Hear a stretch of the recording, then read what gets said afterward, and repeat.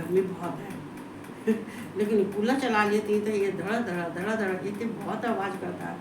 आवाज़ इतनी तो नहीं करता है, लेकिन अब जो जैसा है उसके अंदर थोड़ी तो आवाज़ होगी, लेकिन हाँ ये थोड़ी सी आवाज़ करता है।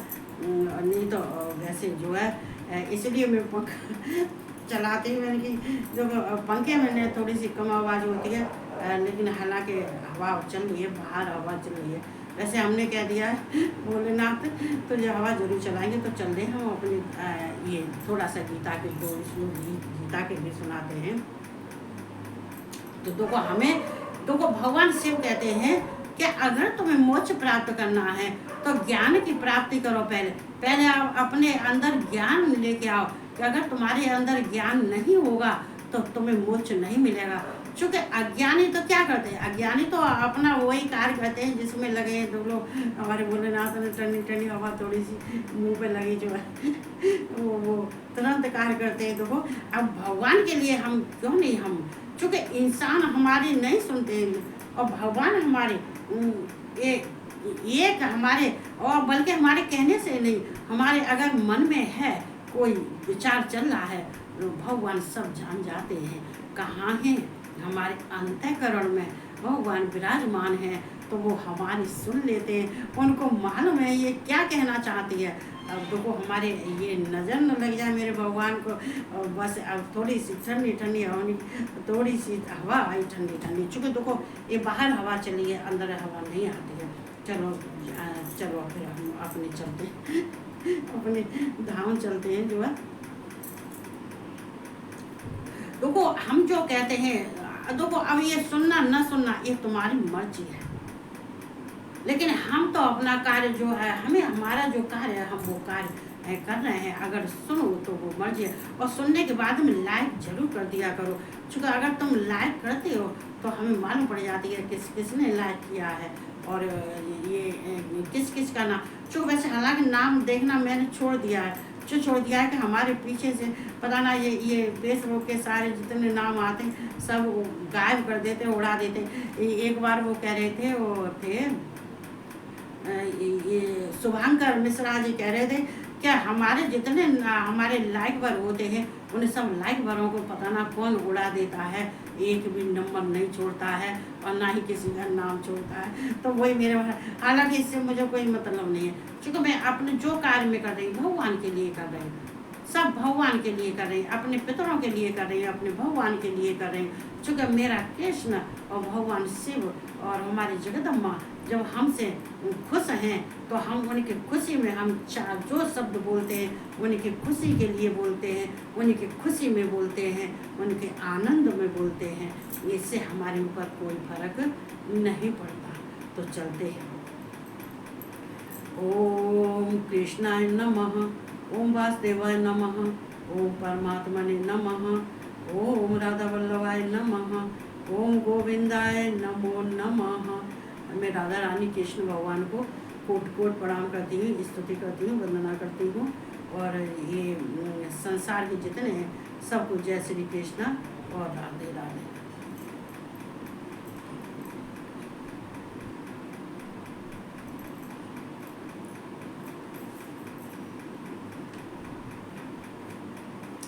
तो हम अपने चौथे अध्याय पे हैं।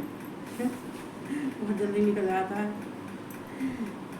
अब मुझे ढूंढना नहीं पड़ता, 3 दिन से मेरा अपने आप निकल आता है।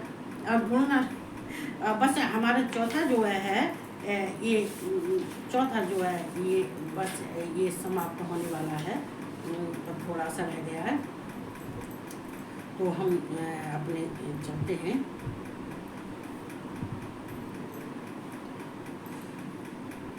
दैव में पावरे यज्ञम योगिनः परपासते ब्रह्मांडम परे यज्ञम यज्ञ नई जोहत। देखो यज्ञ एव, देखो यहाँ पे जो है यज्ञ का बाद में एव आएगा, चूँकि ये हमारे जो है एक मात्रा ही जो है हमारे इस श्लोक को गड़बड़ कर देती है। एक मात्रा होती है, एक विसर्ग होता है, तो ये ही हमारे इसमें जो है ये गड़बड़ कर देता है।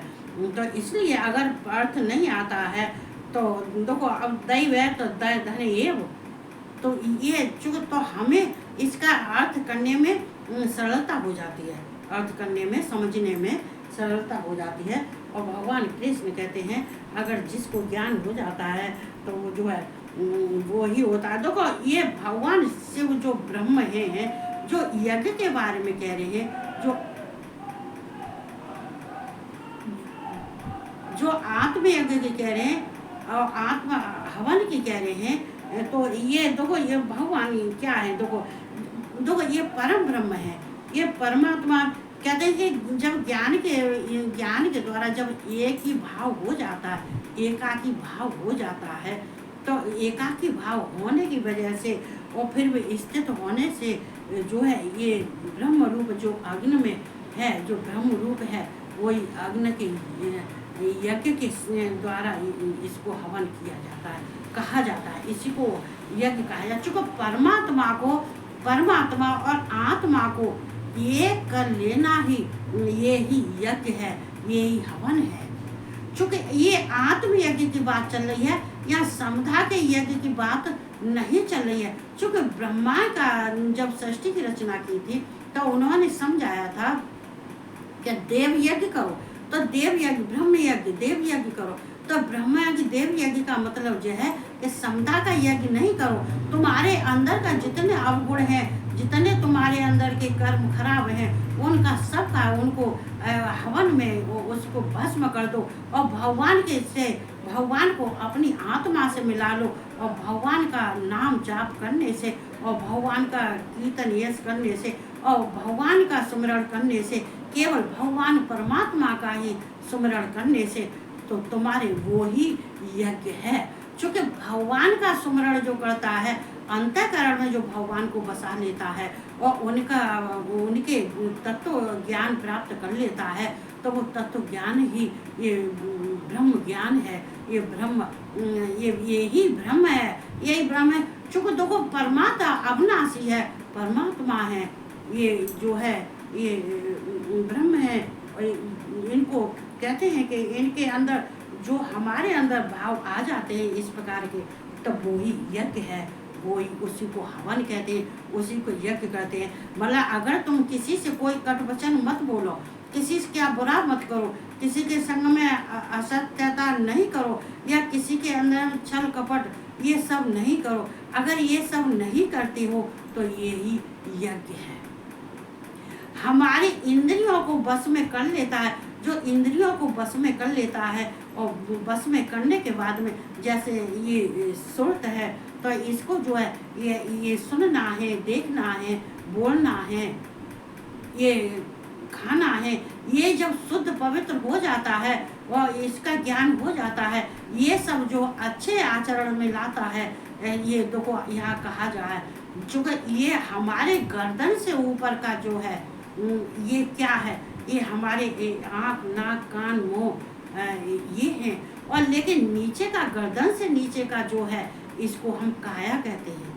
काया किसको कहते हैं? जो हमारे गर्दन की नीचे की है वो काया होती है, और हमारे ऊपर का जो रहता है जी, ये चेहरा है, आँख है, नाक है, कान है, मुँह है, ये सब है, ये सहस्रार चक्र है, ये जो है ये हमारा सिर है, ये सब ये ऊपर का हिस्सा है। वैसे ऊपर का हिस्सा इसको वैसे ईशान कहते हैं। इसको अगर साधारण में देखो तो इसको ईशान, इसको हम कहते हैं, ये जो है भगवान शिव के जो उसमें आया है, तो इसको जो है ब्रह्मांड भी कहते हैं, यही ब्रह्मांड है। तो यहाँ दूसरे योगी जन देवताओं के पूजन रूप यज्ञ का ही भली भांति अनुष्ठान किया करते हैं, और अन्य योगी जन परम ब्रह्म परमात्मा रूप अग्नि में अभेद दर्शन रूप यज्ञ के द्वारा ही आत्मा रूप यज्ञ का हवन किया करते हैं।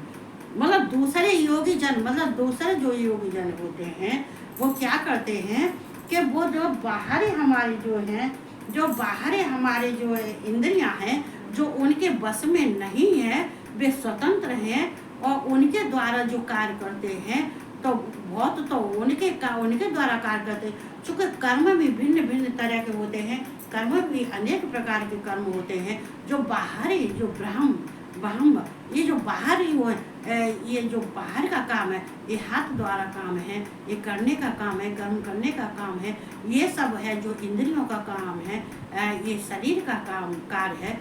ये जब जो बाहर का कार्य करते हैं वो कुछ दूसरा यज्ञ होता है, लेकिन हाँ यज्ञ उसके द्वारा भी हो चुका, वो भी कार्य जब हाथ द्वारा कार्य किया, शरीर के द्वारा किया जाता है, तो वो भी जो यज्ञ किया जाता है वो कहते हैं कि उसके अंदर आसक्ति और फल की इच्छा नहीं होनी चाहिए, और ना ही उसमें ममता होनी चाहिए, तब वो कार्य करना चाहिए। और कार्य करने के बाद में जो तुम्हारे अंदर जो ये काम भावना से आसक्ति है, इसको त्याग देना चाहिए, तो वो भी एक कार्य है, कर्म है। लेकिन कर्म तभी वो फलता है जब उसके अंदर ममता आसक्ति और ये काम भाव नहीं होता तब। लेकिन जो अंतर है, तो यहाँ भगवान कह रहे हैं, और दूसरों का कार्य पूजा रूप यज्ञ का ही भली बात अनुष्ठान किया करते हैं, और दूसरे योगी जन देवताओं की पूजा रूप, ये सब तरह तरह ये जो है, ये देवता हैं, ये पितृ देवता हैं, कुल देवता हैं, कुल देवी हैं, ये और देवता हैं, ये सूर्य हैं, अग्नि है, वायु है, ये है। तो इनका कार्य कहते हैं बाह्य रूप से, बाहरी शरीर से किया जाता है।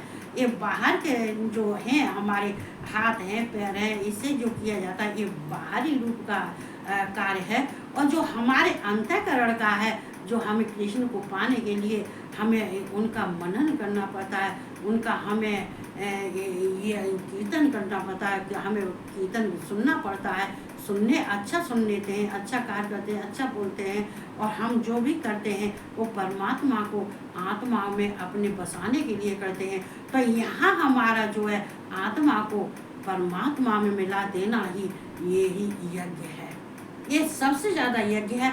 ये इसको अनुष्ठान कहते हैं।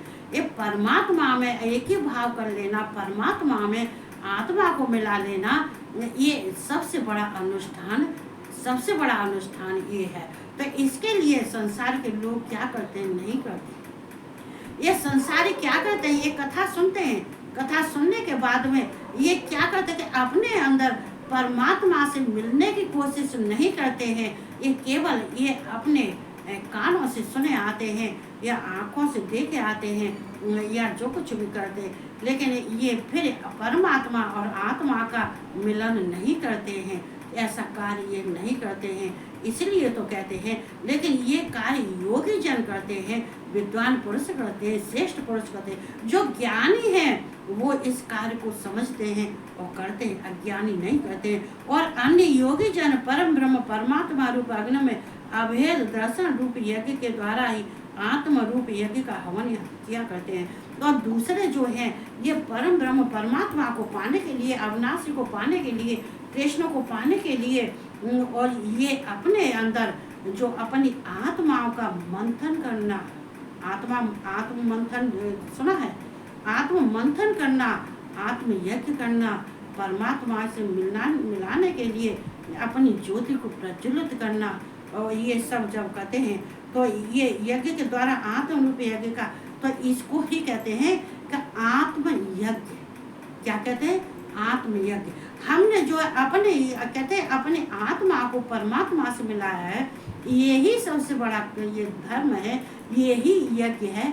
इसी को हवन कहते हैं, इसको भी हवन कहते हैं समधा यज्ञ, हवन, आत्म यज्ञ, ज्ञान यज्ञ, ये सब यज्ञ होते हैं। तो ये भगवान कृष्ण अर्जुन को समझाते हैं। श्रोता दीनान्द्रियान्य संयम माग्नस्वत शब्दादि विसन्यान्य इंद्रियान्य अग्नस जोहवत। इंद्रिय अग्नस, देखो ये इंद्रिय और अग्न, इंद्रिया अग्नस मतलब इंद्रिय, जो अपनी इंद्रियों के जितने कार्य हैं, अपने शरीर के द्वारा जो कार्य किए जाते हैं, और इंद्रियां जो अपने बस में कर लेता है, और इंद्रियों का कार्य जो है ये प्रकृति के द्वारा जो होता है, और उसको अगर उसका यज्ञ कर देता है तो वो कहते हैं ये इंद्रियों का स्वतंत्र रहना मनुष्य के जीवन में ये बाधा, ये बंधन है। क्योंकि मनुष्य इंद्रियों को बस में नहीं कर पाता है, ये मन बुद्धि अहंकार आसक्ति इन सबको अपने बस में नहीं कर पाता है, तो उसका यज्ञ नहीं माना जाता है। जब इसका अभाव हो जाता है और मनुष्य के ये बस में हो जाते हैं, तो यहाँ पे ये सबसे बड़ा यज्ञ है। कहते अन्य योगी जन श्रोत्र आदि समस्त इंद्रियों को संयम रूप अग्नियों में हवन किया करते हैं। ये संयम रूप क्या है? ये संयम जो है ये अग्नि है, ये भी हवन है, ये अग्नियों का हवन है। चूंकि हमने अपने धैर्य, यहाँ देखो कृष्ण कह रहे हैं, जो अन्य योगी जन होते हैं तो स्रोत आदि समस्त जो स्रोत्र होते हैं और जो स्रोत्र और जितनी इंद्रियां होती हैं उनको संयम में रखना। वही एक जिसने अपने अंदर धैर्य रख लिया है, संयम रख लिया है, और जो उसके अंदर जो है भगवान में विश्वास और आस्था रख लिया है, आ गया है, तो ये इसको संयम और धैर्य, और इसको हम क्या कहते हैं? अग्नि यज्ञ कहते हैं। ये भी अग्नि का यज्ञ है। चूंकि हमने अपने संयम से काम लिया है, हमारे अंदर का धैर्य हमने नहीं खोया, ना ही हमने संयम खोया है। चूंकि संयम खोने के बाद में आदमी बेकाबू हो जाता है, उसकी इंद्रियां उसके ऊपर अपना धावा बोल देती हैं। वो सारे काम, जितना वो काम करता है मन से बुद्धि से करता है, जो भी करता है वो सारे कार्य, जब आसक्ति आ जाती है, इंद्रियां बस में नहीं होती हैं, तो वो कितना भी अच्छा होगा। क्योंकि कभी कभी इंद्रियां अच्छे इंसानों में भी भेद उत्पन्न कर देती हैं। तो वो समय पर जब भेद उत्पन्न कर देती है, जैसे योगी जन है, श्रेष्ठ पुरुष हैं, भक्त हैं, अगर भक्ति करता है, भक्ति करता है, योगी अगर साधना करता है, तो साधना में अगर बाधक आ जाती है तो उसको संयम खो देता है, धैर्य खो देता है। क्योंकि ये मन है, कभी कभी भ्रमित हो जाता है, अच्छों का हो जाता है, कभी कभी बाई चांस। तो इनका संयम और धैर्य रखना योगी पुरुष का, या श्रेष्ठ ब्राह्मण है, या श्रेष्ठ पुरुष है, या योगी है, या जो है जो भगवान के आस्था में लगा हुआ श्रेष्ठ पुरुष है, अगर वो किसी समय पे अपने धैर्य को खो देता है, संयम को खो देता है और इंद्रियों पर कंट्रोल नहीं कर पाता है, तो वो भगवान की प्राप्ति नहीं कर पाता है, ना ही उसको मोक्ष और मुक्ति मिलती है। तो ये संयम रखना भी, ये भी यज्ञ है, ये भी ब्रह्म यज्ञ है। संयम रखना, धैर्य रखना, ये भी ब्रह्म यज्ञ है। चूँकि संयम धैर्य आने के बाद में हमें भगवान को पा लेना सरलता होती है। हमको भगवान की प्राप्ति कर लेना हमारे लिए बहुत सरल कार्य हो जाता है। हर एक चीज का जो है यहाँ पे ये धैर्य रखना भगवान ने बताया है, संयम रखना, ये भी हवन है।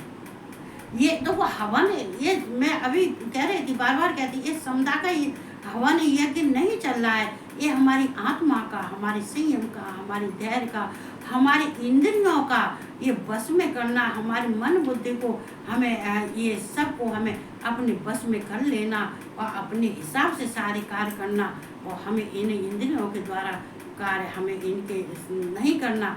यही मनुष्य का, इन्हीं मनुष्य को ज्ञानी कहते हैं, ऐसे ही मनुष्य को ज्ञानी पुरुष कहते हैं। तो यहाँ कह रहे हैं भगवान, और दूसरे योगी लोग शब्दार्थ समस्त विषयों को इंद्रिय रूप अग्नियों में हवन किया करते। और देखो ये शब्दार्थ, जितने हमारे शब्द योगी जन होते हैं, वो कितना उनकी वाणी में मधुरता होती है, उनको अच्छा बोलते हैं, अच्छा देखते हैं, अच्छा सुनते हैं और अच्छा कार्य करते हैं। और ये तो उनकी जितनी इंद्रियां हैं, ये कहते हैं गंध रूप रस शब्द स्पर्श, ये जो हैं इंद्रियों के जो विषय हैं, ये रूप रस गंध शब्द स्पर्श, ये हैं शब्दार्थ समस्त, ये विषयों, ये विषय इंद्रियों के, जो ये इंद्रियों की ये विषय हैं। तो इंद्रिय रूप अग्नियों में हवन किया, तो इंद्रियों के द्वारा ही इनका हम हवन कर देते हैं। क्योंकि इंद्रियां जो बाहर का कार्य कर रही हैं हमारा, और अच्छा कार्य नहीं कर रही हैं, और इनमें फल की इच्छा हो रही है, आसक्ति हो रही है, तो इनका हवन कर देना और अपने बस में कर लेना, जिसके बस में हो गई हैं, इंद्रियां बस में हो गई हैं, ये रूप रस गंध शब्द स्पर्श स्तोत्र, ये जो ये सब अपने बस में हो गए हैं और संयम अपने बस में हो गया है, ये संयम से धैर्य से हम काम कर रहे हैं, तो ये एक ब्रह्म यज्ञ है। ये भी ब्रह्म यज्ञ है, इसी को हवन कहते हैं। चूँकि हवन अच्छे कार्य को करने के लिए हवन किया जाता है, तो हवन का कार्य करने के लिए हमारे लिए वेद शास्त्रों का हमें सहारा लेना पड़ता है। वेद शास्त्रों से जो कार्य किया जाता है उसमें जो है बाहर की इंद्रियों का ये स्वतंत्रता, ये स्वतंत्र इंद्रियां आसक्ति है, ये अभाव, ये काम भाव है, ये ममता, ये सब त्याग दिया, ये सब त्याग देते हैं, ये इसको सबका त्याग कर देते हैं। जिसने त्याग कर दिया है और इंद्रियों को अपने बस में कर लिया है, मन बुद्धि इंद्रियां और इनके विषय रूप रस गंध सब ये कर लिया है, तो ये भी यज्ञ है, ये भी हवन है, ये भी ब्रह्म यज्ञ और ब्रह्म हवन है, ये भी अग्नि के द्वारा किया हुआ ये हवन है, इसको ब्रह्म हवन यज्ञ कहते हैं।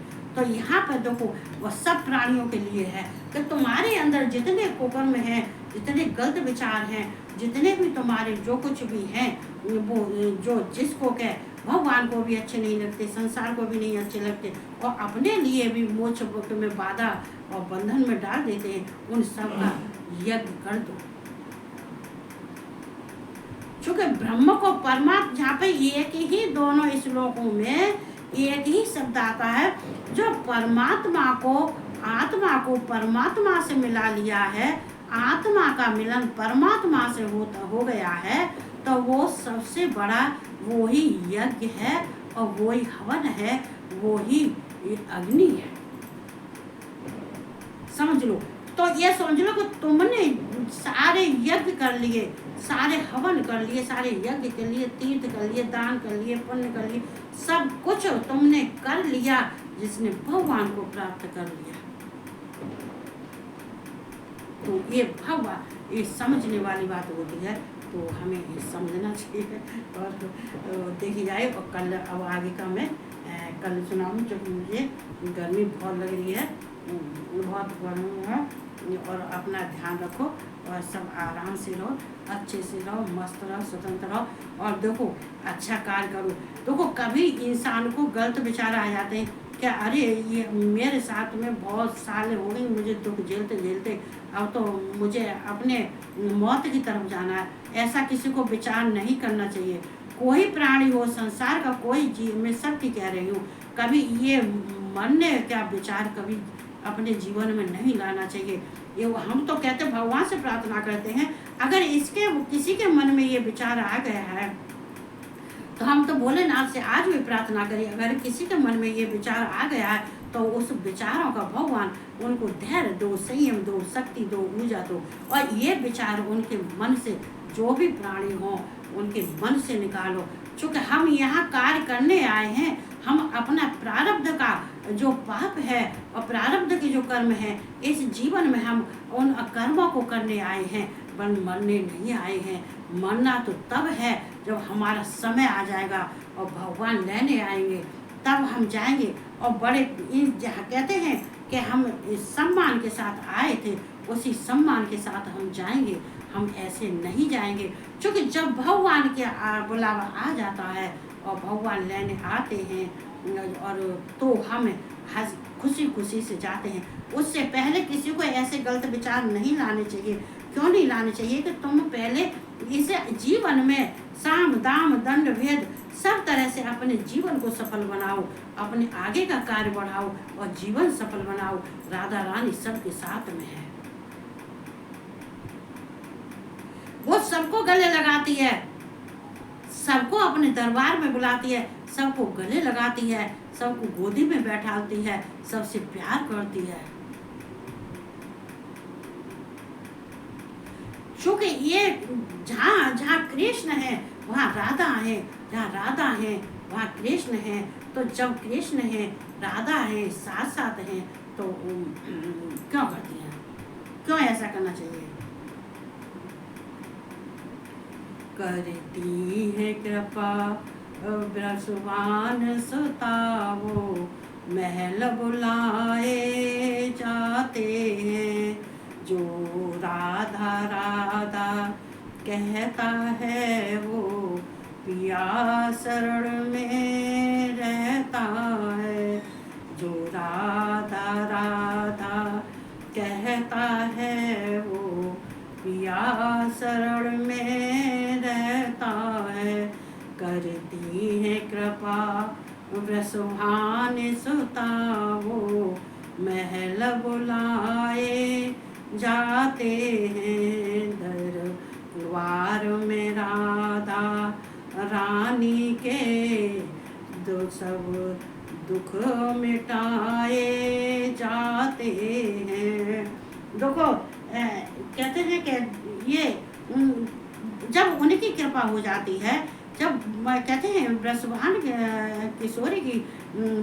किशोरी राधा की कृपा जिस पर हो जाती है उसके अंदर ये विचार नहीं आते हैं, और जिस पर राधा की कृपा नहीं है तो उसके अंदर ही विचार आते हैं। राधा कहीं भी हो, चाहे अपने सिंहासन पर बैठी हो, चाहे अपने दरबार में हो, कहीं भी हो, वो सबको देखती है, सबसे प्यार करती है, सबको, सबके अंदर से ये मन के उनके विचार जो बेकार हैं उनको दूर करती है और गले से लगा लेती है। चूंकि गले से इसलिए लगाती है कि देखो ये क्योंकि राधा नहीं चाहती है कि किसी पर संकट आए और किसी दुख में पड़े। अगर तुम पर संकट आ गया है, राधा कहती है मेरे पास आ जाओ, मेरे दरबार में आ जाओ, और तुम आ जाओगे, मैं तुम्हें दर्शन दूंगी, तुम्हारे संकट दूर करूंगी। तो कहते हैं कि ये नहीं विचार करना चाहिए। विचार आए एक बार राधा को याद कर लो, एक सेकंड के लिए राधा को याद कर लो। राधा को याद करोगे कृष्ण अपने आप आ जाएंगे। राधा को याद कर लो, तुम्हारे अंदर के सारे दुखड़े एक क्षण भर में मिट जाएंगे, पल भर में मिट जाएंगे। कहते हैं ये दुखड़ों को मिटाने वाली है, इस सबके आंसू पहुंचने वाली है, सब पर करुणा करने वाली है, सब पर दया दिखाने वाली है। ये जहाँ देखो वहाँ राधा, जहाँ देखो वहाँ राधा। तो ये राधा जब साथ में है तो ये विचार गलत नहीं लाना चाहिए। ये दुनिया, ये संसार, ये दुख और सुख, ये संसार में ये दुख भी है, सुख है। जब तक दुख नहीं होगा तब तक हमें सुख की हमें प्राप्ति नहीं हो सकती है, हमें सुख का एहसास नहीं हो सकता है। और अगर हमें सुख है तो दुख का एहसास नहीं होता है। ये दोनों एक दूसरे के पूरक हैं। क्योंकि हमें दुख आता है तभी तो हमें अनुभव होता है, तभी तो हमें ज्ञान प्राप्त होता है। नहीं तो ये जब एक दूसरे के प्यार में रहे आते हैं तब तक आदमी अपने को पहचान नहीं सकता है। फिर वो प्रेम में फंस जाता है, ये मेरा, वो मेरा, वो मेरा, वो मेरा। जब मालूम पड़ता है कि चारों तरफ से तबाही हो जाती है और मालूम पड़े कि इतनी तबाही हो जाती है कि ये परेशान हो जाता है, तब राधा चली आती है दौड़ी कि ये मेरे भक्त, मेरा प्रेमी ये परेशान हो रहा है, परेशान हो रहा है। वो तुरंत चली आती है, कहीं भी हो, कहीं भी कोई हो, राधा वहीं पहुंचती है, वही करती है। इसलिए दुखों से हारो मत, ये संयम अभी मैंने सुनाया, ये धैर्य रखो, ये संयम रखो। ये ही भगवान के लिए सब कुछ जो कुछ है, ये ही भगवान के लिए ये ही प्रिय है। ये सब क्या है कि ये धैर्य और संयम से जो रखता है, ये परिस्थितियों से लड़ना आदमी कब सीखता है, जब जीवन में उसके अंदर अपनात्व तो आ जाता है। क्योंकि जब तक वो अपने को नहीं पहचान पाता है, नहीं जान पाता है, अपने से प्यार नहीं करता है, तब तक वो दूसरों में ही रमा रहता है। और दूसरों में रमने का कारण क्या होता है? ये दुख, नरक। क्योंकि वो केवल दूसरों को ही देखता रहा, उसने अपने बारे में एक बार भी नहीं देखा कि अगर मैं सही हो जाऊं, अगर मेरे अंदर प्यार भर जाए, जैसे कि राधा का प्यार और कृष्ण का प्यार है, ऐसा प्यार अगर हमारे अंदर आ जाए तो हम अपने को पहचान जाते हैं कि हम कौन हैं, हम क्या हैं, हम कहाँ से आए हैं, हम किस लिए आए हैं, हमें क्या करना है, हमें क्या नहीं करना है। ये सब ज्ञान तब आता है जब तक के ये सब की ठोकरें नहीं मिलती हैं। जब ठोकरें मिलती हैं, जब ठोकर पर ठोकर, और जब तक मालूम पड़े कि शरीर में कांटे नहीं चुभाए जाते हैं, तब तक इंसान अपने को नहीं पहचान पाता है। ये करने के लिए भगवान अपने को किसी को दोष नहीं देना चाहिए।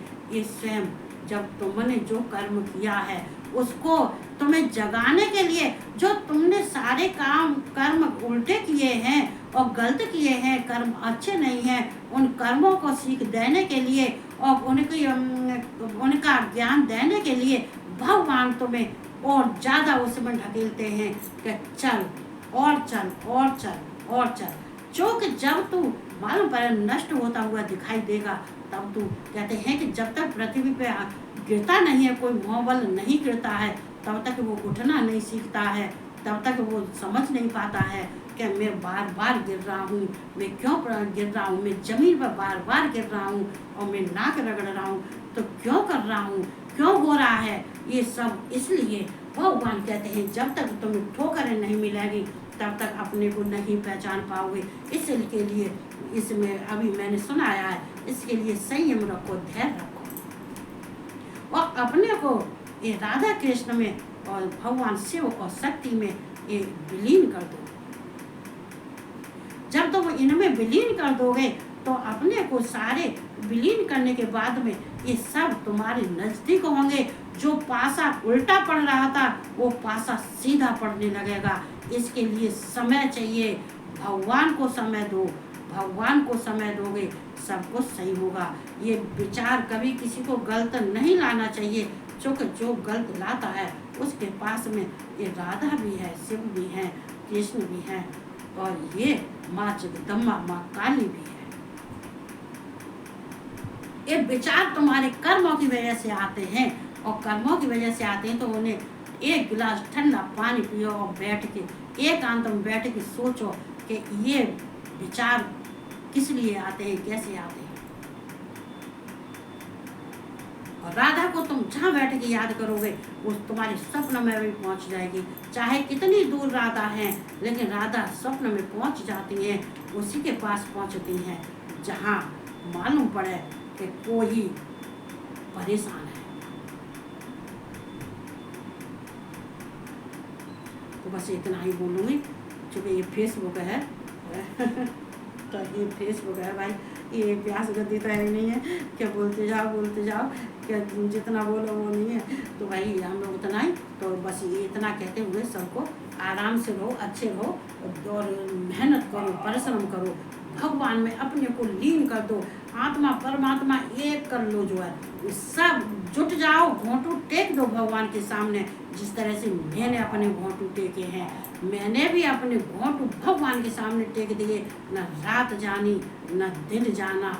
जो हमसे कहते थे तुम क्या कर लोगी, तुम्हारे जीवन में कुछ नहीं कर पाओगे, वो मुझे कहते हैं कि वो प्रश्न आज भी सामने घूम जाता है। भगवान कहते हैं तू बहुत कुछ करने को आई है, बहुत कुछ करने को आई है, वो इसी जन्म में तू सारे कार्य करेगी। इसके लिए हम सब तेरे पास हैं। हिम्मत कौन देते हैं? भगवान। कब देते हैं? जब हम अपने घोंटू उनके सामने टेक देते हैं तो हमें मेहनत, तो हमें ये हिम्मत हमारी माँ जगदम्बा, हमारे ये राधा कृष्ण और ये शिव, ये हमें हिम्मत देते हैं। और इसमें साक्षी कौन बनते हैं? गुरुदेव। साक्षी कौन बनते हैं? ये गुरुदेव। तो घोंटू टेक दो, छोड़ो सबको। ऐसा नहीं है कि त्याग दिया है कि सबको छोड़ दिया, नहीं, उसी में रहो, खाओ पियो, काम करो, लेकिन उतना जितना कि जरूरी है, बाकी समय भगवान में लगा दो। यही जीवन है, यही जिंदगी है। और आगे मैं अपने बारे में तो कहीं मेरा समय आया ही नहीं जो मेरा समय आएगा जब दिखेगा। ठीक है, सबको जय श्री कृष्णा, राधे राधे और गुड नाइट।